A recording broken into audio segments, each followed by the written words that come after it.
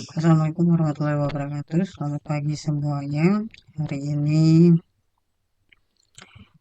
saya akan membuat video pembelajaran tentang perkembangbiakan tumbuhan secara vegetatif dan generatif. Kita mulai aja pembelajaran untuk hari ini. Perkembangbiakan vegetatif dan generatif pada tumbuhan. Apa itu perkembangbiakan vegetatif pada tumbuhan? Perkembangbiakan tumbuhan secara generatif itu adalah proses untuk memperbanyak spesies tumbuhan tanpa adanya peleburan atau perkawinan, atau bisa disebut dengan proses perkembangbiakan secara tidak kawin. Ya, perkembangbiakan vegetatif ada dua. Yang pertama adalah perkembangbiakan vegetatif secara alami. Yang keduanya nanti adalah perkembangbiakan vegetatif secara buatan. Kita bahas satu-satu dulu. Yang pertama adalah perkembangbiakan vegetatif secara alami. Apa itu perkembangbiakan vegetatif secara alami? Perkembangbiakan vegetatif secara alami itu adalah perkembangbiakan yang tidak mendapatkan bantuan oleh manusia atau tidak dibantu oleh manusia. Jadi dia berkembang biak secara sendiri. Contohnya apa? Contohnya yang pertama adalah spora. Ya, spora ini adalah contoh tumbuhannya, yaitu ada lumut, jamur, dan tumbuhan paku. Itu yang bisa disebut sebagai tumbuhan spora. Yang kedua adalah umbi lapis. Contoh tumbuhannya pada umbi lapis itu adalah bawang merah, bawang putih, bawang bombay, bunga bakung, ada juga bunga tulip, kemudian juga ada bunga lili hujan, ada juga bunga amarilis, dan bunga narsis. Nah, ini contoh dari umbi lapis. Yang ketiga itu ada umbi batang. Umbi batang contohnya ubi jalar, kentang, tales, tengkuang.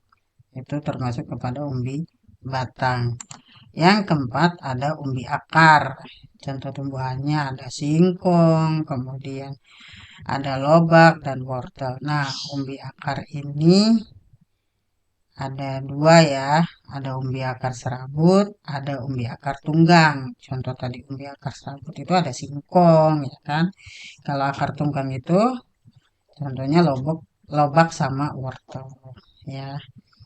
Selanjutnya ada tunas. Contohnya yang berkembang biak dengan tunas yaitu pisang, tebu, bambu. Nah, itu adalah tumbuhan-tumbuhan yang berkembang biak dengan cara tunas, ya, perkembangbiakan vegetatif alami dengan cara tunas.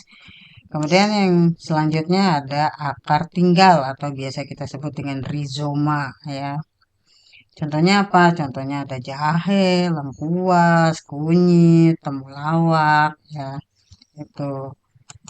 Yang selanjutnya ada geragi atau biasa kita sebut dengan stolon.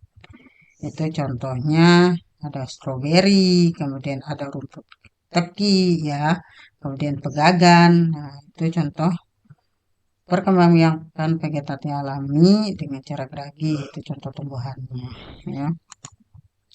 Kemudian keuntungan perkembangbiakan vegetatif alami untuk tumbuhan tuh keuntungannya apa sih? Ya kan? Yang pertama itu adalah umur tumbuhan akan lebih lama. Jadi tanaman itu yang berkembang biak dengan vegetatif alami itu bertahannya akan lama, ya. Yang kedua adalah proses produksinya relatif lebih cepat. Jadi berbuahnya itu lebih cepat, ya kan? Produksi dari tanaman tersebut itu bisa lebih cepat. Ya, contoh tadi ada jahe, ada ubi jalar, kemudian juga ada stroberi, ya kan? Itu produksinya akan jauh lebih cepat dibandingkan dengan vegetatif buatan nanti, ya. Kemudian sifat yang dihasilkan sama dengan induknya. Jadi eh, tidak jauh berbeda antara induk dengan anak, itu tumbuhnya akan sama nanti sifatnya.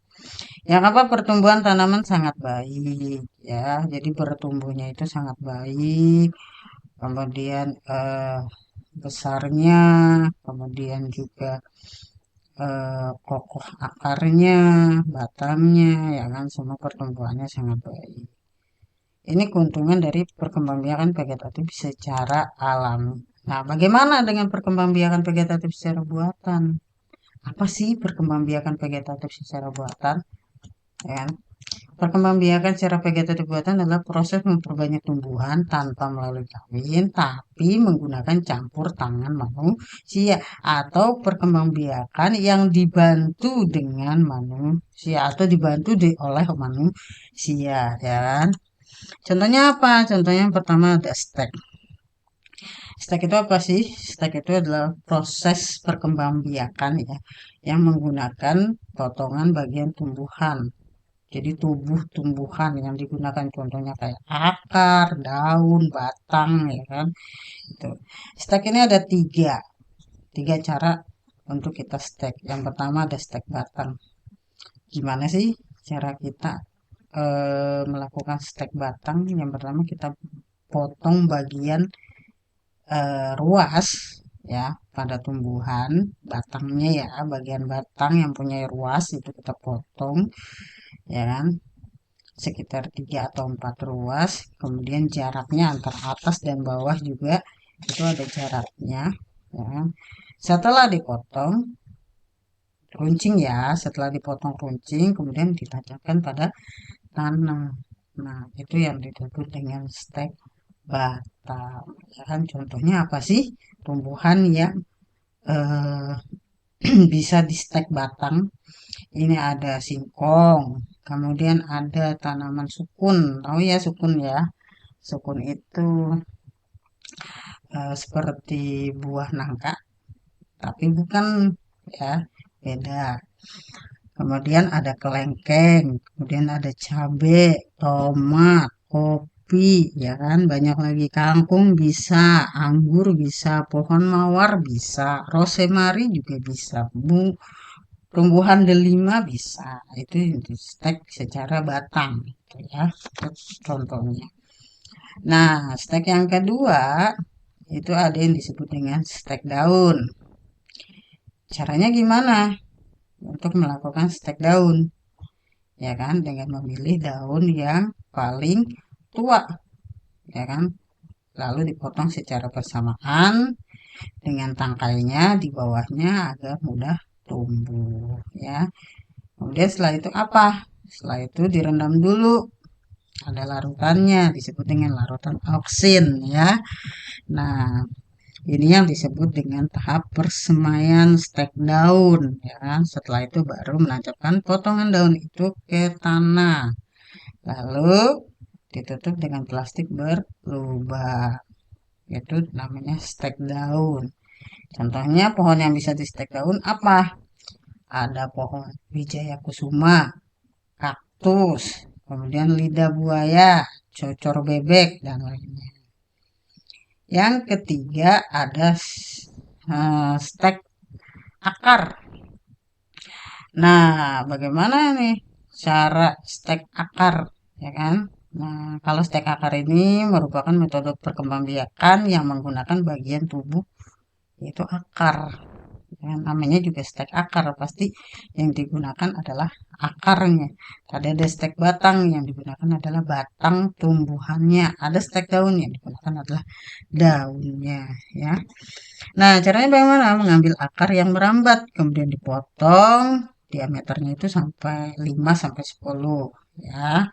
Nah, selanjutnya setelah tahap pemotongan ada yang disebut dengan penyemaian, ya kan? Kemudian akar ini akan ditimbun di dalam campuran tanah dan pupuk organik, ya kan? Nah, dalam proses penimbunan itu harus hati-hati biar si akar tersebut tidak rusak, ya kan? Kemudian disiram secara rutin setiap hari, ya kan? Contohnya apa? Tumbuhan yang melakukan stek akar ada tanaman stroberi, kemudian jambu biji, apel, ya kan, pohon sukun, ya kan, cemara dan lainnya. Ini adalah dengan cara stek, perkembangbiakan vegetatif buatan secara stek. Tadi ada tiga ya, stek batang, stek daun, kemudian stek akar. Contohnya juga sudah tadi. Yang kedua adalah dengan cara cangkok atau mencangkok. Nah, ini biasanya sering ya dilakukan cara mencangkok ini. Tanamannya apa yang bisa dicangkok? Yaitu mangga, jambu air, sawo, jeruk, rambutan, ya kan? Bisa dengan cara dicangkok. Caranya bagaimana, ya kan? Caranya yaitu, ya kan? Dengan cara melakukan pencangkapan batangnya, ya kan? Batangnya dulu dilukai, dipotong, ya kan? Dipotong bentuknya seperti kulitnya itu kita potong sedikit. Setelah itu kita bungkus dengan tanah, kemudian ditutup rapat menggunakan plastik. Nah, plastiknya ini harus plastik bening ya. Kalau mencangkok, kenapa kok harus pakai plastik bening? Biar kita bisa pantau setiap harinya ya. Nah, sudah berakar atau belum itu.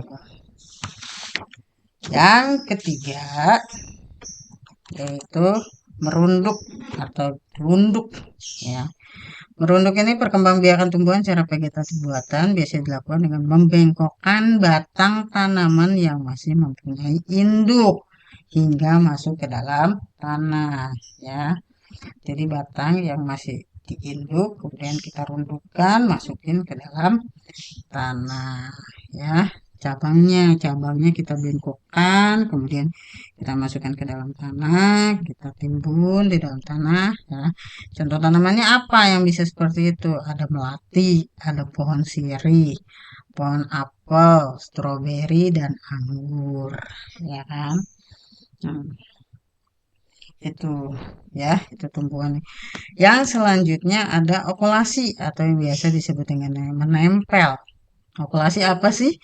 Okulasi ini adalah perkembangbiakan tumbuhan yang dilakukan dengan cara menempel potongan tunas dari batang tanaman yang satu ke irisan batangan tanaman yang lain. Biasanya metode okulasi ini membantu meningkatkan mutu dan kualitas tanaman. Contoh,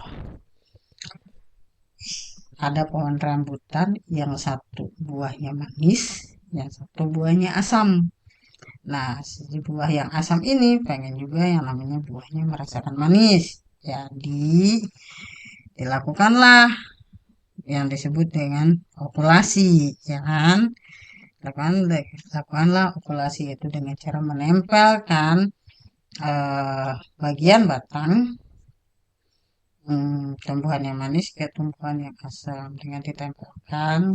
Ya, itu contoh tumbuhannya ada di sini juga kakao, karet, mangga, kelengkeng, alpukat, jeruk nipis, kamboja, ya kan? Itu contoh tumbuhannya. Kenapa dilakukan okulasi? Karena agar menghasilkan sifat-sifat tumbuhan yang paling baik dan juga mendapatkan bibit yang berkualitas itu. Kemudian yang kelima, kopulasi atau menyambung. Menyambung ini termasuk perkembangbiakan vegetatif buatan ya. Dia juga membutuhkan bantuan manusia. Untuk apa? Untuk menggabungkan batang bawah serta batang atas tanaman. Nah, tekniknya dengan cara teknik apa? Tekniknya dengan cara teknik menyambungkan atau penyambungan. Nah, ini hampir sama tekniknya dengan okulasi. Apa? Karena menginginkan tanaman yang bersifat unggul sehingga menyambungkan antara tanaman yang punya satu keunggulan dan tanaman yang punya keunggulan lainnya. Contohnya pohon apa? Tumbuhan apa? Ada kopi, ada durian, ketela pohon, tomat, terong, mangga juga bisa. Ya. Kemudian keuntungannya apa? Vegetatif buatan. Yang pertama keuntungannya adalah menggunakan teknik ini akan membuat tumbuhan menjadi lebih cepat untuk berbuah.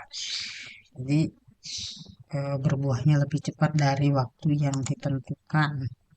Yang kedua, tanaman tidak memerlukan waktu yang lama untuk tumbuh. Waktu yang dibutuhkan cenderung lebih cepat. Yang ketiga, jika ingin memperoleh sifat tanaman yang sama persis dengan induknya, teknik ini dapat dipilih.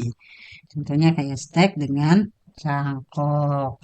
Keuntungan yang keempat adalah memperoleh tanaman baru tidak memerlukan biji, karena pertumbuhan biji cenderung lebih lama dibandingkan dengan cara vegetatif buatan. Yang kelima, dapat menghasilkan tanaman baru yang punya sifat unggul yang berasal dari gabungan dua tanaman bersifat unggul. Cara yang dapat digunakan untuk memperoleh tadi dengan cara okulasi atau dengan cara penyambungan. Ya. Kemudian itu perkembangbiakan vegetatif. Selanjutnya yaitu perkembangbiakan generatif. Apa sih perkembangbiakan generatif? Perkembangbiakan generatif itu yaitu proses memperbanyak tumbuhan melalui proses pembuahan atau penyerbukan, atau dengan istilah adalah perkembangbiakan melalui kawin. Ya. Nah, apa yang disebut dengan penyerbukan? Penyerbukan itu adalah proses di mana jatuhnya benang sari di kepala putih. Nah, di perkembangbiakan generatif ini ada dua, ya kan, jenis kelamin tumbuhan. Yang pertama adalah benang sari, yang kedua adalah putik atau kepala putik ya. Jenis penyerbukan ada empat. Yang pertama adalah penyerbukan sendiri atau autogomi. Yang kedua adalah penyerbukan tetangga atau heterogomi. Yang ketiga adalah penyerbukan silang atau alogami. Dan yang terakhir adalah penyerbukan bastar atau hybrid. Ya. Faktor pembantu proses penyerbukan ada angin, kemudian juga air. Ya kan? Yang pertama adalah faktornya angin. Ya. Biasanya angin, kemudian serbuk sarinya terbang, akhirnya jatuhlah di kepala putih. Air juga bisa, biasanya kita menyiram tanaman, kemudian benang sarinya juga menempel di kepala putih. Yang ketiga hewan, biasanya lebah ya, yang mengambil sari dari tumbuhan atau sari-sari dari bunga, ya kan itu. Nah, hewan itu biasa lebah. Yang keempat itu adalah dengan manusia. Itu keempat faktor pembantu proses penyerbukan. Baiklah, materi hari ini hanya itu. Semoga bisa dapat dipahami. Kemudian kalau tidak kurang jelas atau kurang paham, bisa ditanyakan. Sekian dari saya pembelajaran hari ini tentang perkembangbiakan tumbuhan secara vegetatif maupun generatif ya. Terima kasih. Assalamualaikum warahmatullahi wabarakatuh.